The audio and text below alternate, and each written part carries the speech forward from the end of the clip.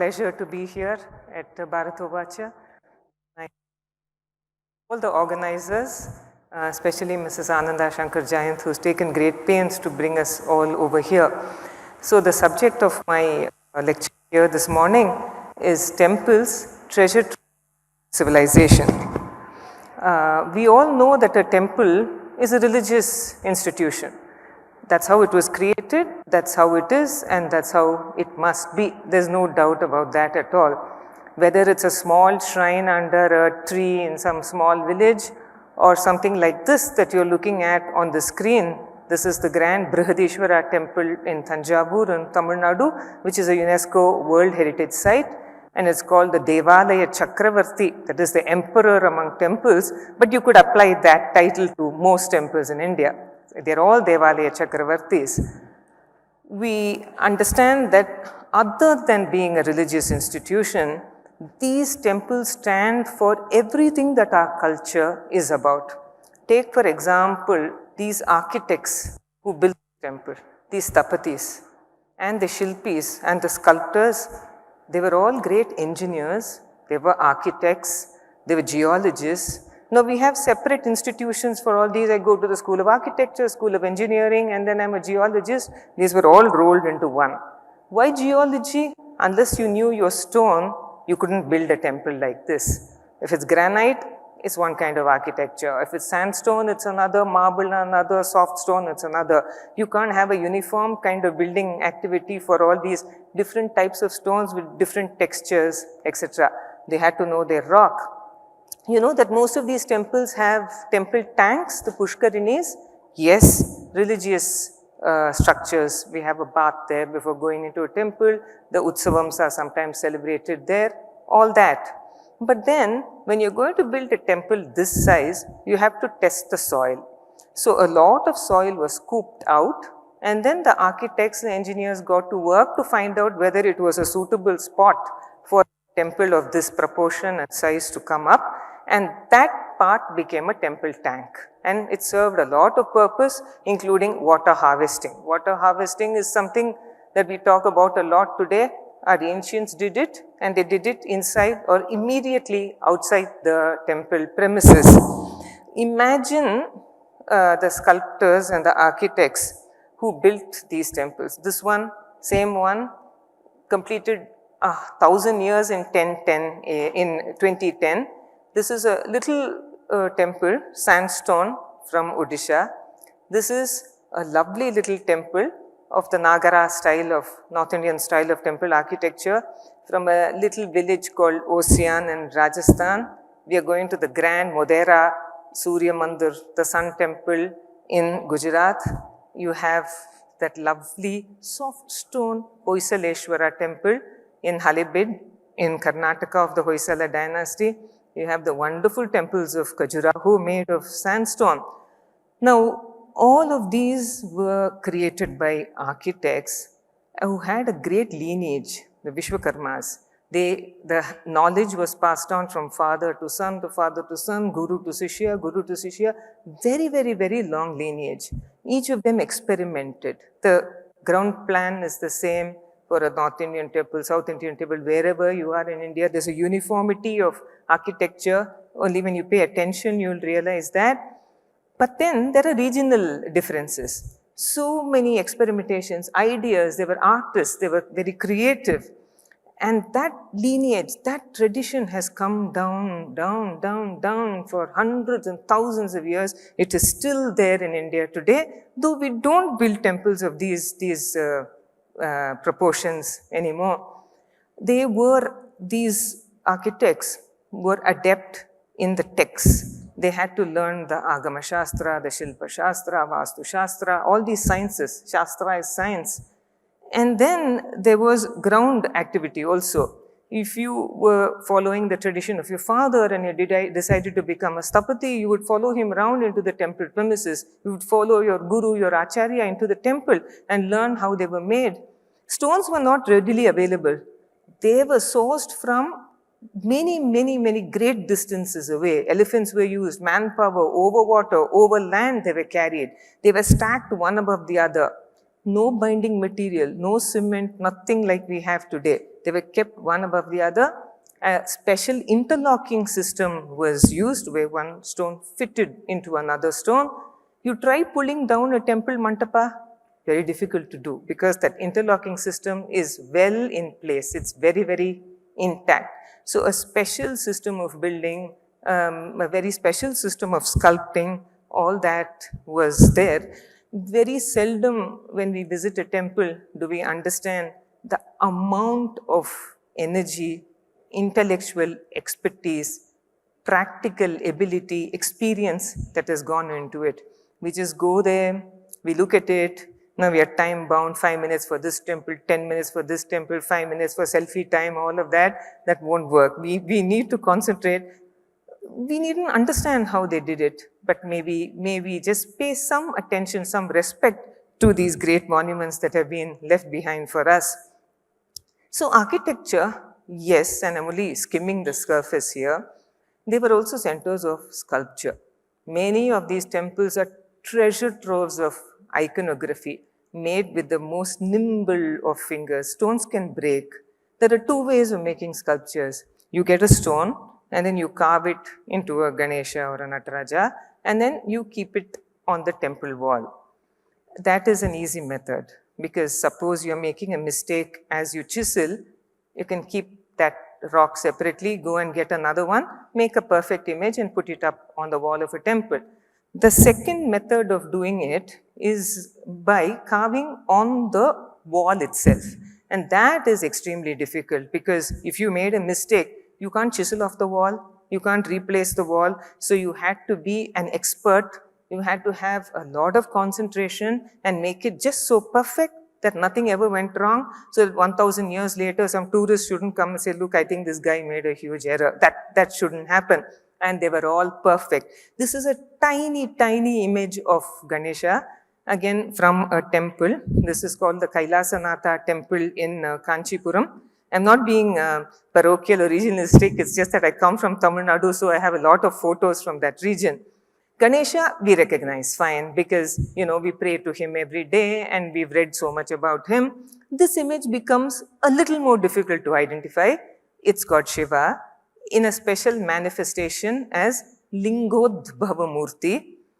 He comes from a pillar of fire and Brahma going up is not able to find his head. Vishnu going down as Varaha here is not able to find his feet. He was such a big pillar of fire. There are some regional variations as well. So unless we are ingrained into a little bit of our itihasas and puranas, makes it very difficult to identify and therefore admire these sculptures. Now this particular sculpture I want you to see. It is from the same temple, this Kailasanatha temple in Kanchipuram. It was built in the 8th century CE during the dynasty of the Pallavas, whose capital Kanchipuram was, and it was constructed in the reign of a king called Rajasimha Pallava. And therefore, the name of this temple originally, now it is the Kailasanatha temple, originally it was called the Rajasimheshwaram, the Ishwara temple named after King Rajasimha. I'd like you to look at this sculpture. There are two men standing next to each other, legs crossed. It's clear that they are fighting. Each has a bow in his hand. The person on one side has a crown above his head and the other one has some kind of peculiar headgear. So we could just look at it and walk away and say, I don't know what this is. Maybe it's, the king and somebody else fighting and he portrayed this war scene over here. Or we could stand and stare and try to make something out of it. There are two ways in which we can identify sculptures. Either, we read up on all the itihasas and the Puranas and local legends and then go into a temple fully armed with knowledge and say, yes, I know all this. Or maybe we can have a little bit of knowledge and then you can go in and try to identify. If we can't, then go back and try to find out what it's all about. This is one such. A normal visitor to this temple wouldn't be able to identify this sculpture. The person wearing the crown is Arjuna, the Pandava prince. The person next to him is God Shiva. Though you will not know it, he doesn't have the emblems of Shiva over here. And here Shiva comes as a hunter. He is a Kirata. There is this little story among the many stories in the Mahabharata, just like the story of Shakuntala and Dushyanta, which is a little episode in the Mahabharata, but it was turned into a world famous story by that immortal Kalidasa. Similarly, this is one such. Arjuna, the Pandava prince, goes to the Himalayas. Many of you know the story. And he meditates upon Shiva, does severe tapas penance, and God Shiva is very pleased with him. And he comes to give him what Arjuna wanted, that astra, that missile called the Pashupata Astra. Shiva is Pashupati, so his weapon is the Pashupata Astra, which Arjuna wants. Now, before giving it to him, he wants to test Arjuna's valor, his courage, his capacity to hold that weapon. So, what he does is transforms himself into a hunter, a Kirata, comes with Parvati. She also comes as a wife of a hunter. And he sends a wild boar towards Arjuna. And Arjuna is going to shoot it with an arrow. Same time, Shiva shoots his arrow also, and they both get fighting. This is what the god wanted. God fighting, the fight lasted for a very long time. Shiva won, of course, but he had tested the courage of Arjuna, was very pleased with him, and he was going to give him this weapon. And Arjuna also realizes that it's God Shiva himself. So this is why here, to identify, Arjuna is depicted as a prince, crown and all, though he wasn't wearing a crown at that time, and Shiva is depicted as a hunter. Both have bows in their hands to indicate that they had shot an arrow at the Varaha, the boar. Now, if you look behind the leg of Arjuna, there is the Varaha. The boar is over there. I couldn't take a better picture because there was a pillar in the way. But you'll clearly notice the body, the snout is behind the pillar. Now, this particular sculptor wanted you to know that it is the story of Kirartha Arjuna, Kirartha Arjuniyam. So, he has put the boar also over there. Now, why would this sculptor, anonymous of course, they hardly ever left their names behind. Unlike us today who put our names first and then start out to work, they were always anonymous. You see, this story from the Mahabharata was taken by a great scholar named Bharavi, who lived in the Pallava court in Kanchipuram in the 6th century CE. And this sculptor, who lived 200 years after Bharavi wrote the famous work called the Kirartharjuniyam. Obviously, in Kanchipuram, most people knew about this. This sculptor was a learned Sanskrit scholar, it seems to me. So he wanted to depict this fight, which had been glorified in Bharavi's Kirartharjuniyam, and he put it over the walls of the temple. So unless we know those stories from the Itihasas and Puranas, we'll never be able to identify these sculptures. Though I don't have a particular photograph with me, I'll try to paint a word picture of it. In Hoysala temple in Karnataka, close to Hassan, 3 hours from Mysore, there is a lovely panel, miniature, this much. Warriors, each on a chariot with arrows flying thick and fast. So if you take a child there or show a student a picture of that sculpture and ask them what it is, they'll clearly say it's the Mahabharata war, it's a Kurukshetra war. So you ask them, you will ask adult also, they'll say the same thing. Then you say, how do you know it's a Mahabharata war? Oh, because that's Arjuna on the chariot. How do you know it's Arjuna? That's because Krishna is a charioteer. How do you know it's Krishna? That, but nobody, there is no clue there to show you to the uninitiated whether it's Arjuna or Krishna. But if you look very carefully, as it is, the sculpture is very small. On the chariot of Arjuna, on a little stick-like thing, this size is the figure of Hanuman. So Hanuman was on the flag of Arjuna, so that's how you know it's Arjuna. Always go to sculpture, that appreciation. And then do you know that's Arjuna, so the charioteer is, the Sarathi is Krishna, Parthasarathi, and then that's the war, and opposite is some enemy, perhaps Karna. So this is the intricacy, the knowledge that these sculptors had, and they and we'll be the poorer for it if we don't appreciate it. Now temples are centers of performing arts, for sure. You know, all these things had to learn the 64 arts, Chatushashti Kala. and among which music and dance were also there. They were great patrons of the performing arts. So on the walls of temples, you see sculptures of musicians and dancers. You have various musical instruments, many of which are not in vogue today. They have disappeared. We've let them disappear. You have inscriptions giving the names of musical instruments. We are not able to match them with the sculptures of almost all, but the sculptures are there. In the Tanjavur Brihadishwara temple, you have this row of sculptures of what the great king Rajaraja in the 11th century to depict the 108 karanas or the dance movements on the walls of this temple.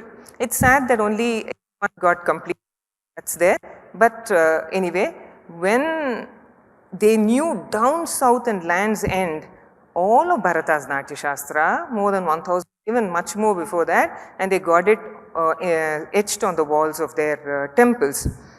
At the same time, when Abhinavagupta was writing his commentary on the Natya Shastra up there in the north, deep down south, these sculptures of the same Natya Shastra were being done. Talking about unity of temples as cultural spaces, of course, where you have dancers, you have musicians.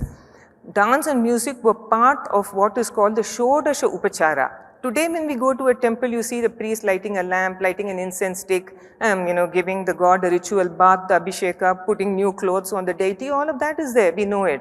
But those days, the Shodasha Upachara, 16 different kinds of offerings were given to the deity on a daily basis, of which one was Sangeetam, music, the other one was Natyam, dance. So inscriptions across India tell us that these many dancers, these many musicians were in the employment of the temple, like the priest, like the watchman, like the accountant. They were all there, and the dance was before the deity, for the deity. It was a ritual. All that has moved out of the temple and it has come to air-conditioned halls. That was the source. Rangolis, dedicated people, it was not exactly only for money, though they were paid, like this lady whose picture I took some 2 weeks ago, as educational centers. How can a temple be an educational center? They had libraries. The libraries were called Saraswati Bandaram. What a beautiful name. Bandaram is a treasure. Saraswati, the treasure house of goddess Saraswati, treasure house of learning. And loads of manuscripts. You have inscriptions talking about such Saraswati Bandarams. But when you have a library, it means there's an educational institution there. And that educational institution was a Veda Patashala.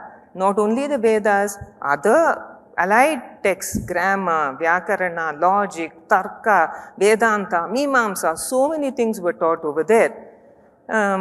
So you had a temple, you had an educational institution, and you had a library as well. What more do you need? There are inscriptions that give you, and this I have to read, forgive me, I can't memorize all these things. There is one decrepit temple in Tamil Nadu, but safeguarded by the Archaeological Survey of India.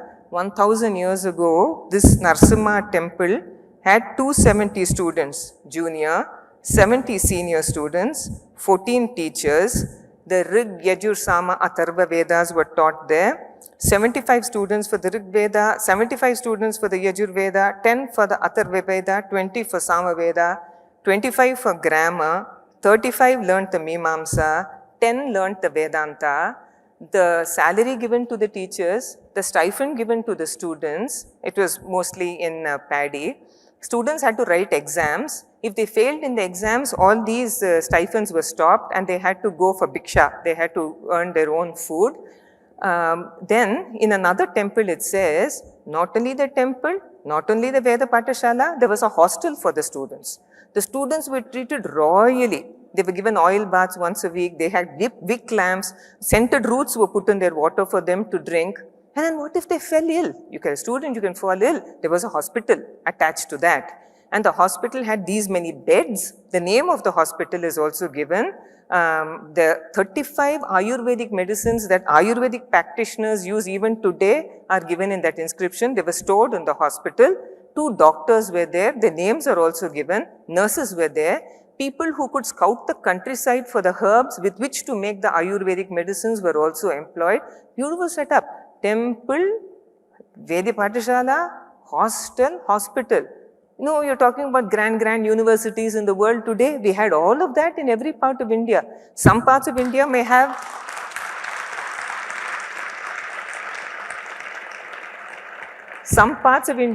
inscriptions intact, other parts it's been damaged, the temples themselves are not there, where the Pathashalas are not there, we don't know what they learned.